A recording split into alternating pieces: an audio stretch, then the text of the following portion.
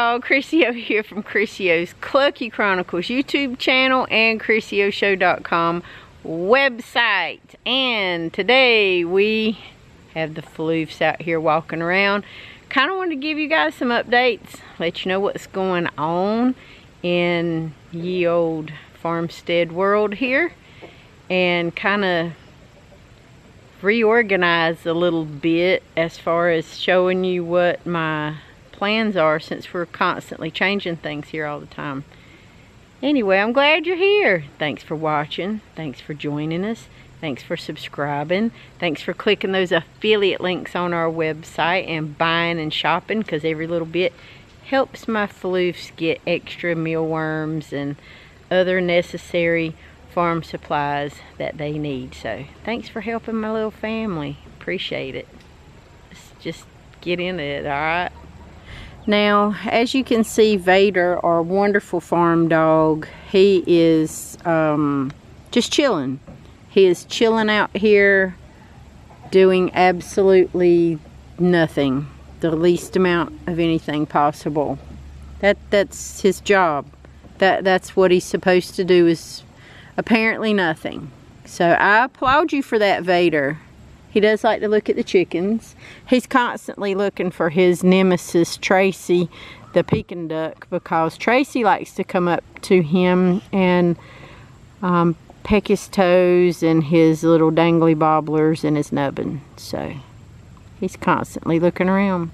Vader, I think you're a good boy. I really do. You're a good boy. Good boy. Anyway, moving on. So in the yard you can see nothing here. They eat all the grass. When the pen was over here, we have moved it over here on this side so they can have more grass, more clover, and more stuff to feed and eat on. Rotational grazing, if you want to call it. It's rotational yard grazing, because they're free ranging all that they can. We're still working on this right here, which hopefully will get this moved and get it fixed. Anyway, the pools, even though we're filling them up, and that was just filled up this morning, you see how the ducks do. So we're filling this one back up again. And we've put out more straw because we have had more rain this year than I can ever really recall, to be completely honest with you. And we cleaned out the barn and stuff yesterday. So these are the duck pens which the chickens like to go into.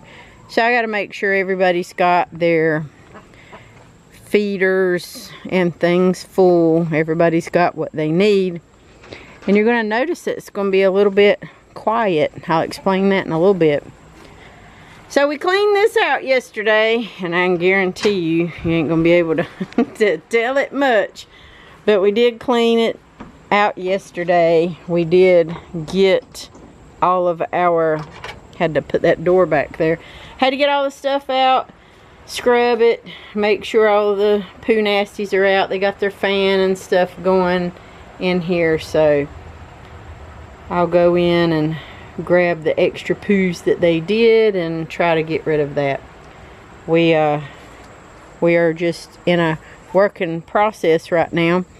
The extra pen back here that we have moved this out of the way because they like to be in here. I've got to reseed all that and also put some straw down as well. But so far, thank goodness, no more snake issues. We did have one snake that they relocated, but other than that, no.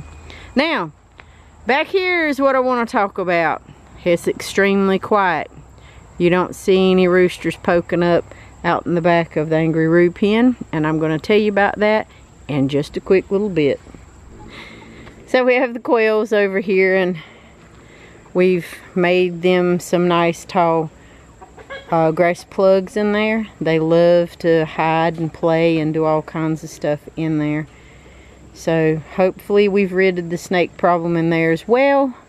We did find one. He got through. I mean, nothing's foolproof or snake proof apparently, and just do what you can do. That's all you can do. Hey girl! So we cleaned this out. This is where Vicky and Tracee stay. And back here is where it's all quiet now. The Angry Roos. So the Angry Roo pen, hey Charlie, the Angry Roo pen is no more because of the fact that they needed to go to a new farm. So this is absolute disaster mess that we have to clean, and we will clean it. Don't worry. We will get this thing cleaned, and we will get it. We'll get it going. We'll get it cleaned. We'll get it knocked out. But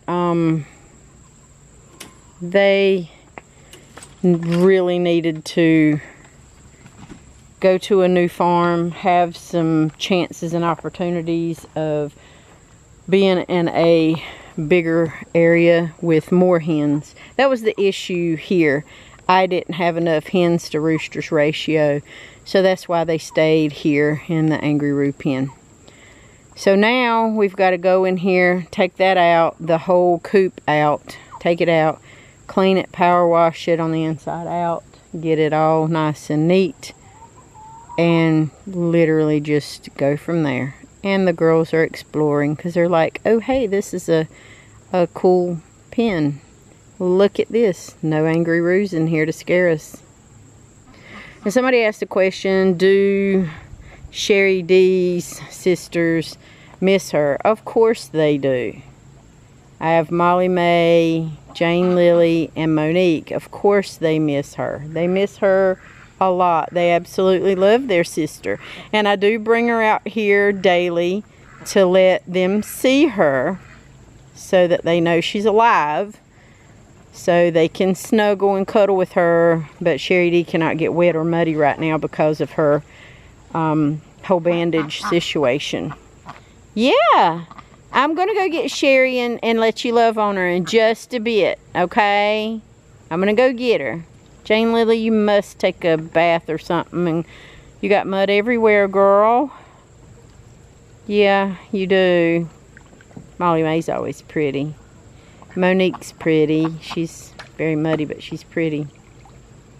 And then we have Tracee, who's always a beautiful boy. And Vicky's always a little snot that runs everybody off. She's so silly. But it's very quiet out here now without the Angry Roos literally screaming all the time. And most of it's just simply, it was just out of frustration for them. That's all. Oh, you're getting your feathers back, Brittany. Look at you. Oh, Ashley, look. And my hens won't be as stressed out as, you know, they won't be stressed out as bad. Just because of the fact that they have no extra issues out here from the younger roos. The younger roos that we hatched out that were in with the big yard, they were totally being complete butt heads, and like with any and all crazy rooster that can be crazy, they will definitely pick at the girls. Even if they don't know what they're doing, they think they do.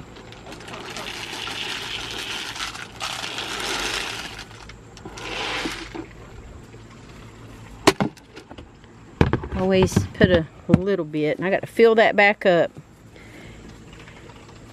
But for the most part, everybody seems to be happy.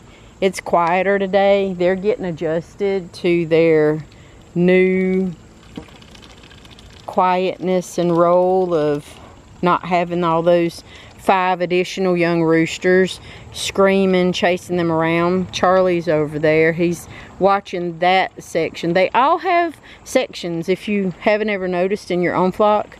Like Bobby's, he's over here by the quail barn watching over these girls all back here. Lynn's over on one side, Nana Roo's on the other, and Nana Roo gathers everybody and brings them back up here. Hey Catherine! Hey girl! So, they're just getting used to things. Now these are the new ones right here. That's Tony and Lisa. together. They're a paired group. I'm excited to see what their eggs will turn out to look like. We hatched them back in May. They're really pretty. And here's Tracee at work at his best, untying shoes, which he can't do that one because I think it's double knotted, but either way, that's his job. He has a lovely job of fussing over pools and untying shoes, and apparently arguing and chasing chickens.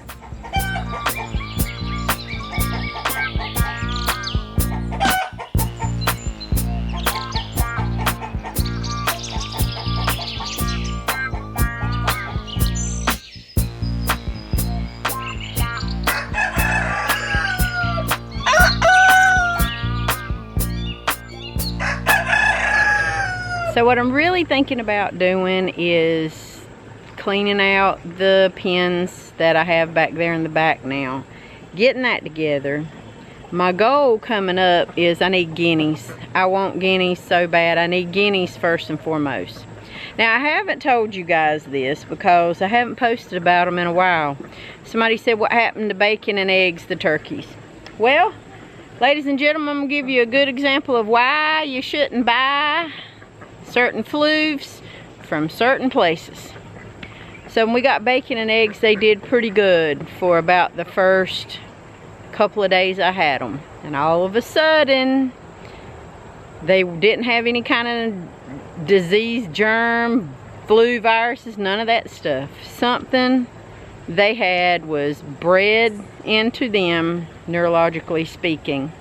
And they ended up, I'm getting ate up by skeeter bugs here, God bless it. Ooh, it's like I come outside and these skeeters is like, there she is, go get her.